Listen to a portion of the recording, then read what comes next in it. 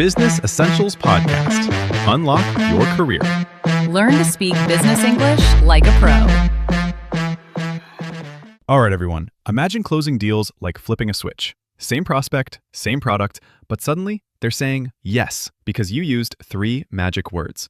Today, we're revealing the closing language that literally changes your close rate overnight. I'm Marcus, and I'm thrilled to have Sarah here dropping the B2C1 business English phrases that actually work in professional sales settings. Sarah, why should our listeners care about this today? Hey, Marcus. I'm absolutely buzzing to dive into this. 95% of purchasing decisions happen subconsciously, driven by emotion, not logic. Yet most salespeople focus all their closing language on logical features and benefits.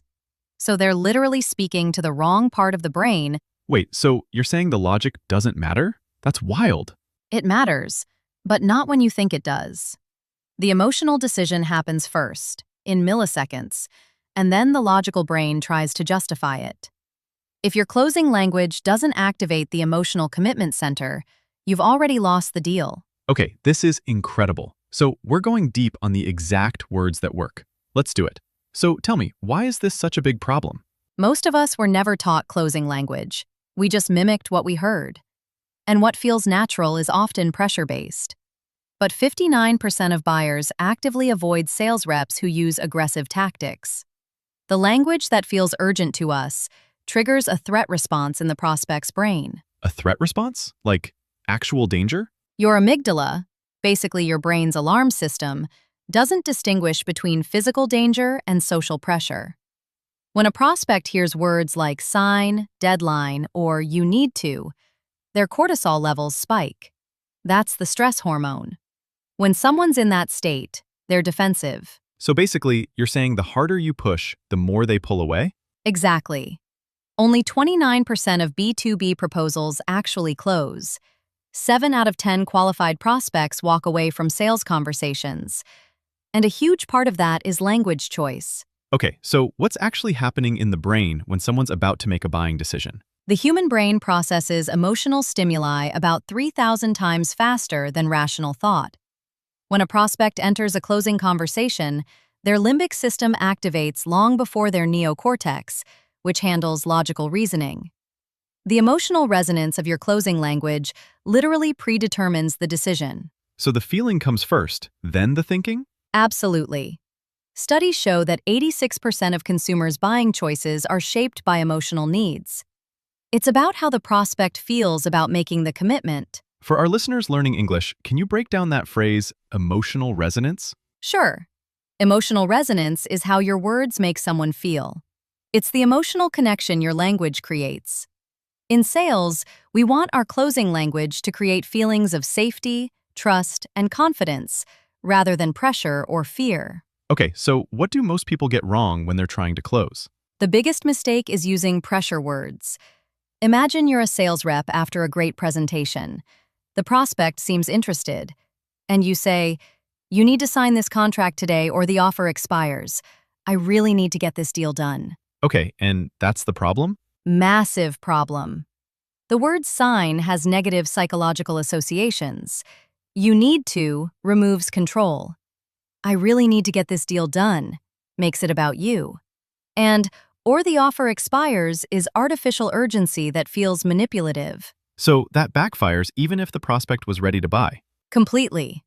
That language triggers defensiveness, and 35% of decision makers rank trust as the #1 reason they choose a solution. Break trust with pressure language, and you've killed the deal. So what should they say instead? Here's the better approach. Based on everything we've discussed, would it make sense to authorize this agreement? The terms I've outlined are available through the end of this quarter. Wait, authorize instead of sign? Yes. Authorize feels collaborative. It positions the prospect as someone with authority making an informed decision, and agreement feels mutual. It's about partnership, not transaction. That's a good phrase. Would it make sense? How would you use that in a real meeting?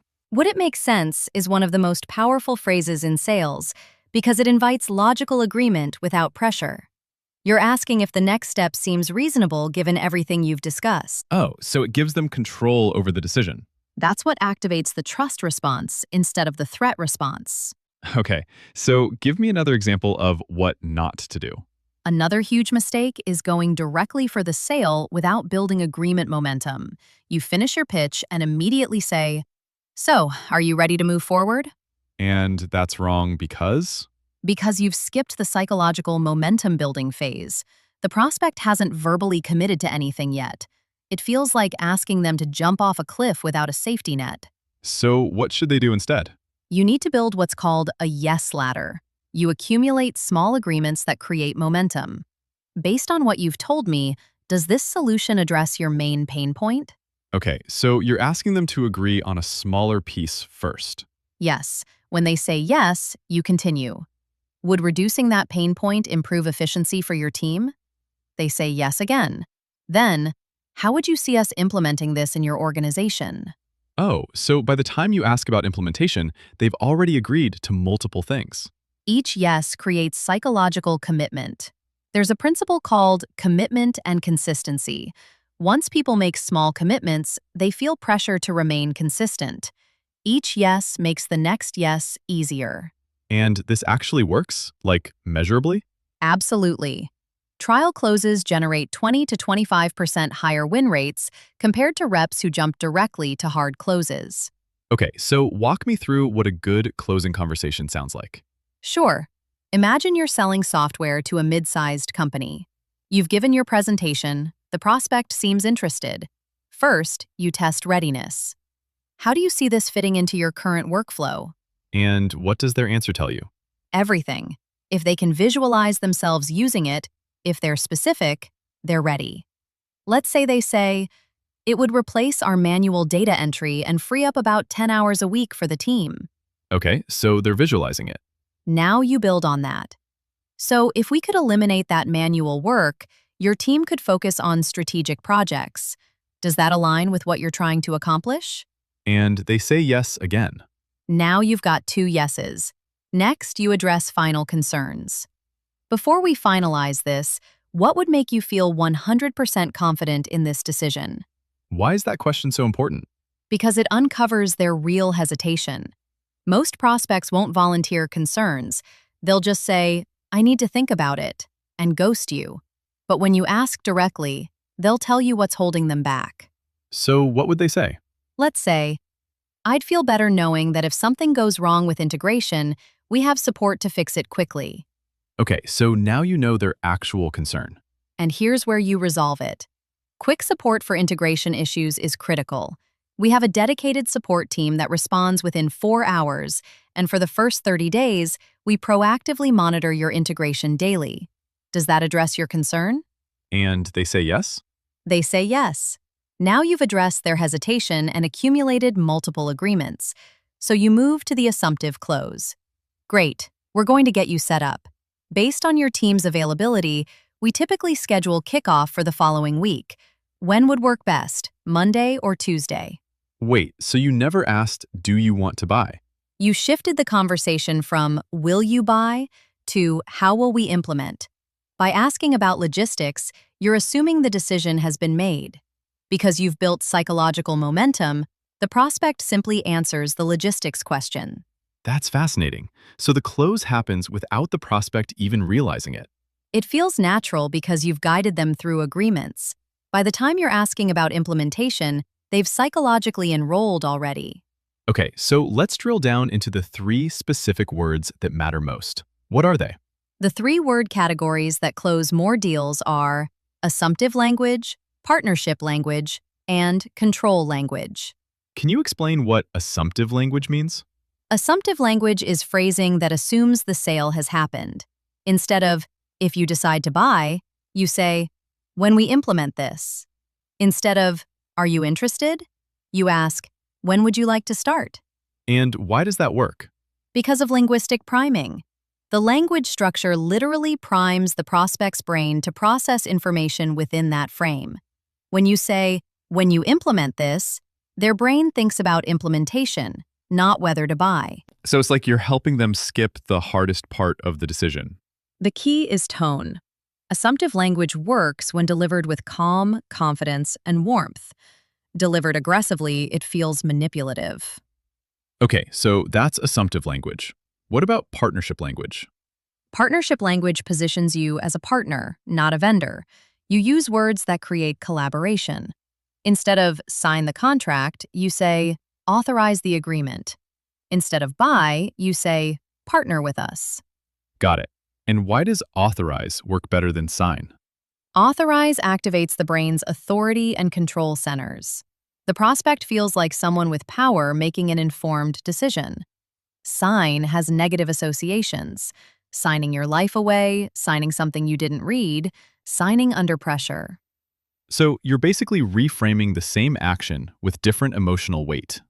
Same action, completely different psychological experience. Word choice can impact conversion rates by as much as 90 to 139%. Wow. Okay, and what's the third category? Control language. Control language gives the prospect autonomy. Instead of you need to decide today, you ask, how would you like to move forward? Instead of I'll follow up, you say, when should we reconnect? So it's making them feel like they're in charge? And this matters because people resist being sold to, but love making their own decisions. When your language gives them control, they feel respected, not manipulated. That activates oxytocin instead of cortisol. For our listeners, what does autonomy mean in this context? Autonomy means independence or self-direction, the freedom to make your own choices. In sales, giving prospects autonomy means respecting their ability to decide without pressure. So how does someone actually implement this? What's the practical framework? Here's the framework. Phase 1, readiness assessment. You test whether the prospect wants to move forward. Phase 2, agreement building. You accumulate small yeses using the yes ladder technique. Phase 3, concern resolution. You ask, what would make you feel completely confident? Phase 4, the assumptive close. Once concerns are addressed, you move to implementation language. When would you like to start? And that's it? That's the whole framework? That's the core structure. It works across industries: enterprise software, consulting services, real estate. The psychological principles are universal. So what about objections? What if someone says, I need to think about it? I need to think about it usually means they have an unvoiced concern or aren't ready yet. So you say, absolutely, this is an important decision. What specifically do you want to think through? Maybe I can provide clarity. And what do they usually say? They'll tell you the real objection. I'm worried about cost, or I'm not sure about integration. Or they'll admit they need buy-in from someone else. Either way, you've uncovered the real issue. Okay, before we wrap up, let's recap the key terms for our business English learners. The main ones were authorize, assumptive close, trial close, partnership language, and autonomy. Authorize means to give official permission. In sales, it feels more collaborative than sign. Assumptive close is when you speak as though the sale has happened, focusing on when and how instead of if. Great. So our listeners can use these terms when closing deals, structuring sales conversations, or negotiating contracts. These phrases show up constantly in professional sales settings. Okay, so the big takeaway is that closing language matters more than most people realize. 95% of decisions are emotional, and the exact words you use can activate trust or trigger threat responses. Sarah, what's the one thing you want people to take from this episode? Audit your closing language. Record your sales calls and count how many times you use pressure words like sign, buy, deadline. Then count partnership language like authorize, explore, or would it make sense? Most people are shocked they're using 3 to 4 pressure words per call. Flip that ratio and you'll see your close rate improve almost immediately. Heads up, negotiation nerds. Next episode, we're dropping Never Accept the First Price, the negotiation moves you're missing. I used to feel guilty pushing back on first offers. Turns out I was leaving so much on the table. This is gonna be fire. You amazing folks make every episode worth it. Seriously, thank you. Stay curious, stay hungry, and we'll see you next time. Business Essentials Podcast. Unlock your career. Learn to speak business English like a pro.